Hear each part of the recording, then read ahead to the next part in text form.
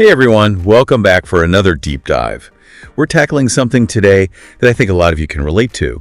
Staying motivated while learning English. You know, it always starts out exciting, but then the mistakes start creeping in and you kind of start to lose that initial enthusiasm. Oh yeah, I know exactly what you mean. It's a common experience for language learners and honestly for anyone who's trying to learn any challenging new skill, really. Right. So to help us unpack this whole motivation thing, we're turning to Staying Motivated, an English learner's journey.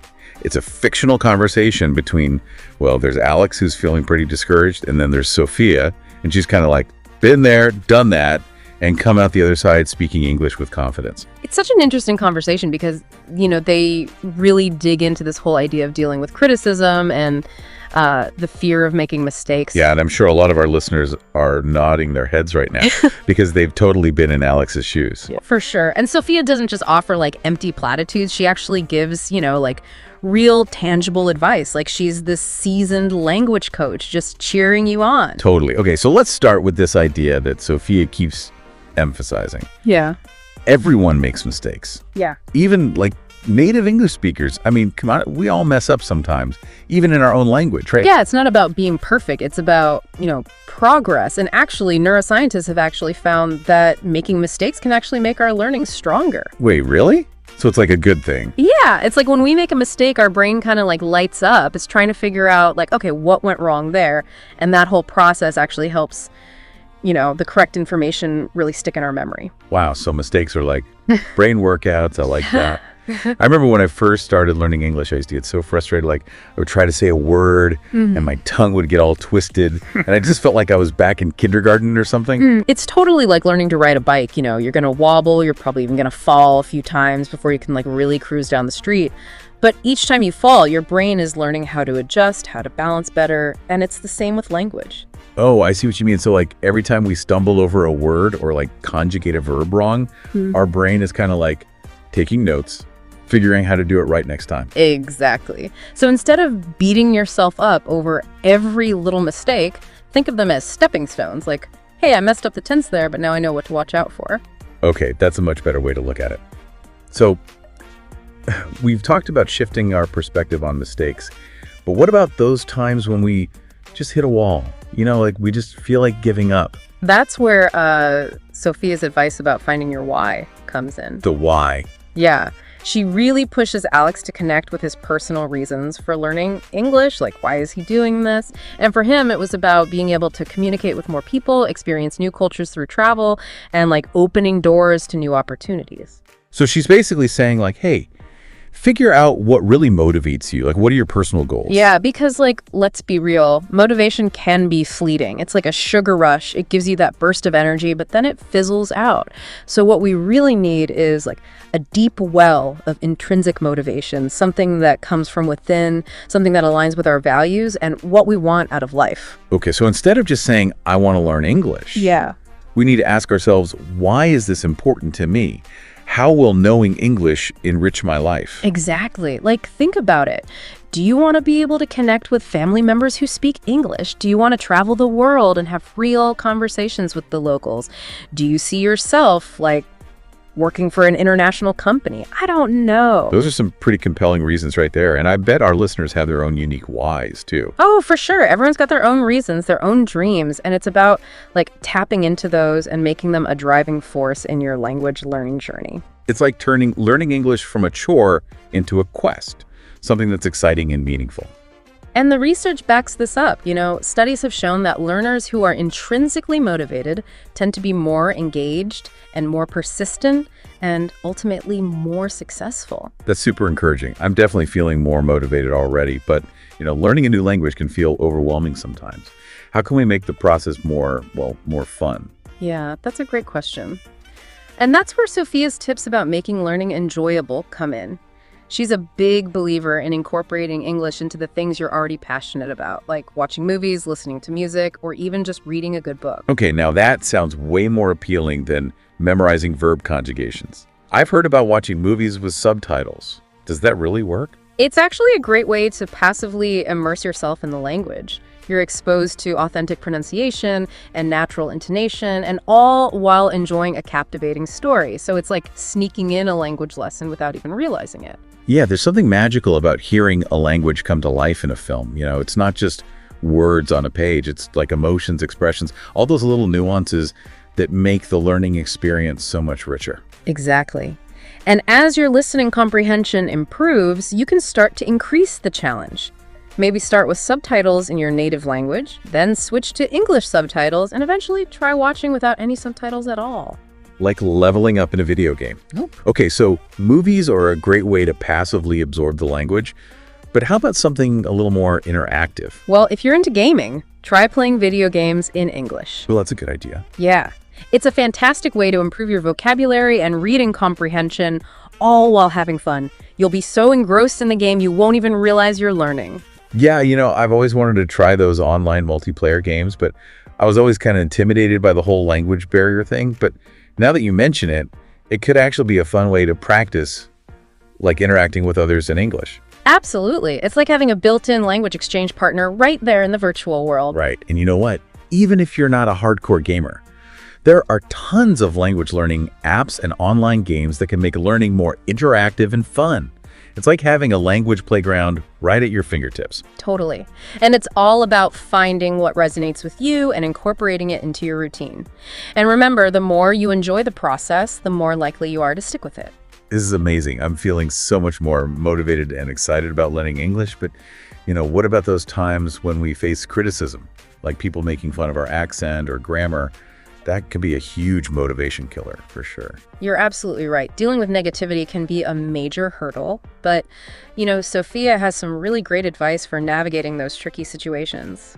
It's all about shifting your mindset and finding your inner confidence. Okay, I'm all ears. What's the secret to handling those critics like a pro? Well, Sophia encourages Alex to remember that those who criticize are often projecting their own insecurities. Their comments say more about them than about you. Oh, wow. That's a powerful way to look at it. Right. And she emphasizes the importance of having some confident responses ready. She even gives Alex a witty comeback like, "At least I'm learning a new language, can you?" Uh-huh. I love that. Right. It's not about being rude. It's more about just redirecting the conversation in a positive and empowering way. Okay, so it's about recognizing that criticism often comes from a place of insecurity and remembering that our journey is our own. We don't need external validation to validate our efforts. Exactly. And speaking of our journey, let's talk about another important thing that Sophia emphasizes. Consistent practice, even when you don't have a partner to practice with. That's where it gets tricky for a lot of people, right? Yeah. Life gets busy. Finding the time and the motivation to practice can be a real struggle. Absolutely. But Sophia offers some really practical and creative tips for making practice a part of your everyday routine, no matter how hectic your schedule is. Okay, I'm intrigued. Tell me more about these ninja practice techniques. Well, one of her more unique suggestions is to talk to yourself in English. Wait, have full-blown conversations with myself? It can be as simple or as elaborate as you like, but yeah. You can narrate your daily activities like, I'm brushing my teeth, I'm making coffee, I'm walking the dog, whatever you're doing. I actually catch myself doing that sometimes without even realizing it. Like when I'm cooking or getting ready, I'll be thinking about what I'm doing in English. See, you're already doing it. It's about turning those everyday moments into little mini practice sessions. I love that, like sneaking in some language learning while you're doing your everyday things. But what if I get stuck on a word or phrase? That's what translation apps and online dictionaries are for. Right. Or you can just make a note of it and look it up later. The important thing is to keep those words flowing and get comfortable thinking in English. It's like turning those little challenges into opportunities to learn. Exactly. And there's another aspect to this self-practice thing. Recording yourself speaking English. Okay, that one makes me a little nervous, but I can see how it could be helpful. Think of it as a way to become more aware of your pronunciation, your intonation, and just how smoothly you're speaking. It's like holding up a mirror to your speaking skills. It's like having a personal language coach giving you instant feedback. Right. You can pinpoint areas where you need to improve and see how much progress you've made over time. This is so eye-opening. Yeah. I'm starting to see all these different ways to practice without having to set aside huge chunks of time for studying. It's all about being creative and finding what works for you, but what about connecting with other learners? Even if you're practicing on your own, like interacting with other people can be so enriching. Yeah. We talked about language exchange partners earlier. How does that work exactly? It's like a two-way street. You connect with someone who's learning your native language and you basically help each other practice. I love that, like having a language buddy who's going through the same challenges. Exactly. And there are so many platforms and apps these days that can connect you with people from all over the world who are eager to exchange languages and cultures. This is fantastic. I'm already feeling so much more motivated and confident about my own language learning journey. Me too. And we've only just scratched the surface. There's so much more to explore, so stay tuned because in our next segment, we're going to dive even deeper into Sophia's wisdom and unpack how we can apply these strategies to our own language learning adventures. Don't go anywhere, folks. We're just getting started. Welcome back to our deep dive on staying motivated while learning English. It's great to have you back. I'm excited to be back. Feels like we just opened this treasure chest of language learning wisdom. But before we jump into anything new, can we just quickly recap some of the amazing advice that Sophia shared in the last part? Oh, absolutely. One of the biggest things for me was the whole idea of reframing how we see mistakes. Instead of seeing them as failures, what if we looked at them as feedback and as opportunities to grow? Right. And like we talked about before, those mistakes actually light up our brains and they help us solidify that new information. It's kind of like turning those slip-ups into brain workouts. Totally. It's all about, embracing that growth mindset, the belief that our abilities, they aren't fixed, but they can actually be developed through effort and through learning. And when you make that shift in perspective, it can be so powerful, It helps you approach those challenges with more curiosity and a lot more resilience too. And we talked about how important it is to connect with our own personal why, those deeper reasons for learning English in the first place. Exactly. When we tap into that inner drive, learning becomes more than just a chore. It becomes like a pathway to a more fulfilling life. It's like having that internal compass that guides you, even when you hit those obstacles or if you feel lost. Okay, so we've got our mindset sorted. We're ready to embrace those mistakes, and we've connected with our why. But how about actually getting down to practice? Sophia had some pretty creative tips for that, didn't she? Oh, she definitely did. And I really liked how she stressed making a learning environment that works for you, even if you don't have a partner to practice with or you're not taking a formal class. Yeah, she even talked about talking to yourself in English. I have to admit, at first I was like, wait, what? Yeah. But now I see how it could be really helpful. Yeah, just think of it as a way to internalize the language and make it a part of how you think every single day. You could narrate what you're doing, have imaginary conversations. You could even practice giving presentations or speeches, all from the comfort of your own home. It's like turning those everyday moments into mini practice sessions, which is pretty cool. Exactly. And she also talked about recording yourself speaking English. I know it can be a bit intimidating, but it can give you so much insight into how you sound. Yeah, it's almost like having a personal coach giving you feedback, right? Yeah. You can spot those areas you need to work on, and then you can track how much you've improved over time. Right. And we also discussed how valuable language exchange partners can be. Connecting with someone who's learning your native language and helping each other out, I think it's such a cool concept. Totally. It's like a win-win situation. It is. It's a great way to get that real-life conversation practice. Plus, you get to experience different cultures and maybe even make some lifelong friends along the way. And speaking of enjoying the experience, remember how Sophia talked about making learning fun? It's all about finding those activities that you genuinely enjoy and that make you forget you're even studying. Yeah, she's a big advocate for immersing yourself in English through the things you already love, like watching movies, listening to music, even playing games. Exactly. It's all about turning those things you do for fun into sneaky language lessons. Imagine watching your favorite movie, but this time with English subtitles, and then maybe later you challenge yourself to watch it without them. Or you could listen to English songs and try to figure out what those lyrics mean, or play video games in English. That's a fun way to immerse yourself in the language. It's all about finding those creative ways to weave English into your everyday life so it doesn't feel like a chore and more like an adventure. And remember, it's not about being perfect. It's about progress. Each small step, every new word you learn, every conversation you have, it's all a victory worth celebrating. But what about those times when we face those negative comments?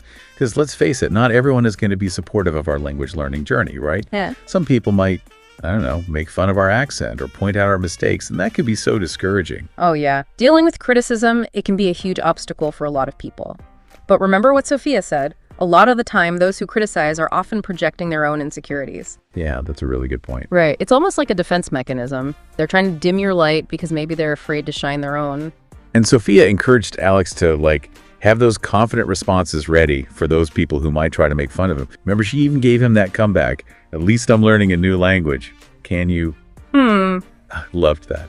It's not about being rude. It's more about, redirecting that negativity in a positive way. Exactly. You're basically shifting the focus from your so-called flaws to your dedication and your commitment to growth. And remember, you always have the power to choose how you react to those comments. You can let them get to you, or you can use them as fuel to prove those people wrong. Right. So it's about recognizing that criticism often comes from a place of insecurity and remembering that, hey, this is our journey. We don't need anyone else's approval.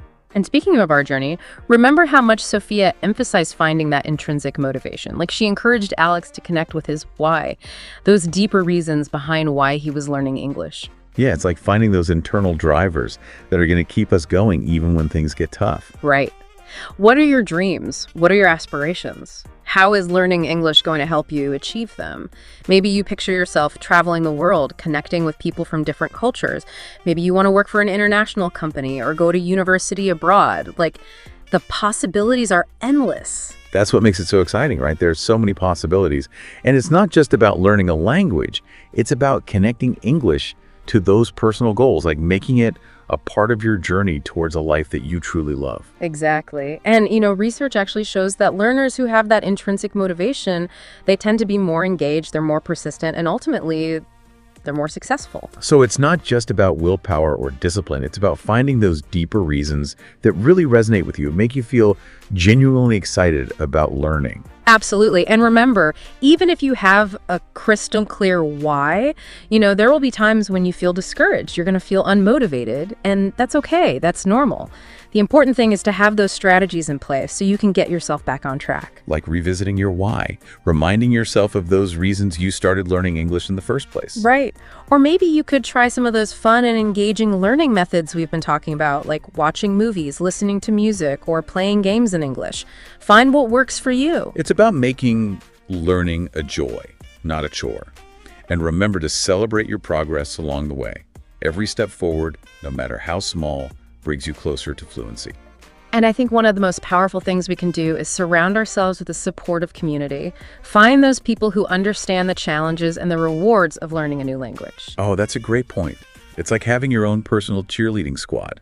People who are there to celebrate those wins, offer encouragement when you're struggling, and just remind you that, hey, you're not alone on this journey. Exactly. And you can find that sense of community in so many different places, like with language exchange partners, online forums, local groups, maybe even just friends and family who are also learning English. It's about creating those spaces where you can connect with like-minded people, share your experiences, and learn from each other.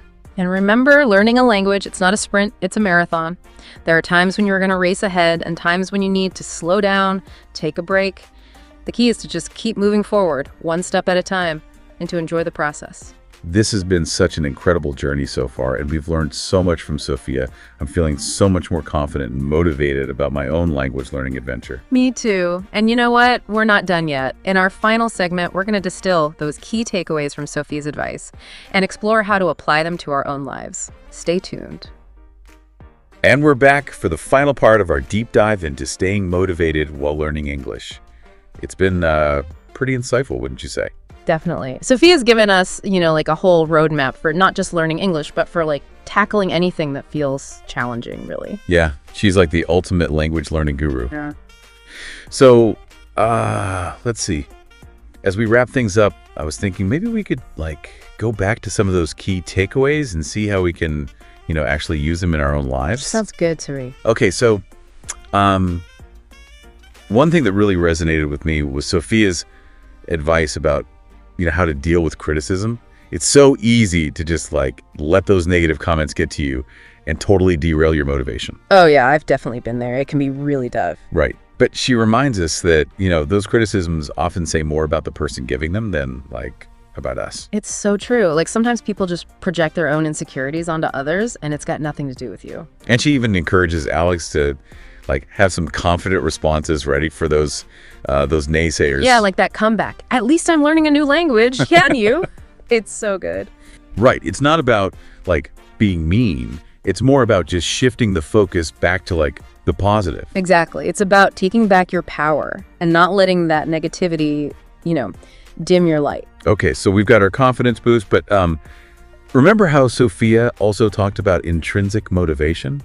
That whole idea of connecting with your why for learning English? Oh yeah, that's a big one. It's about finding those deeper reasons, the ones that really speak to you and align with like your dreams and your goals. Because honestly, relying on external motivation, it's kind of like, well, it's like trying to run a marathon on just like a sugar rush. You're going to crash eventually. Exactly. What you need is that like inner fire that keeps you going even when things get tough.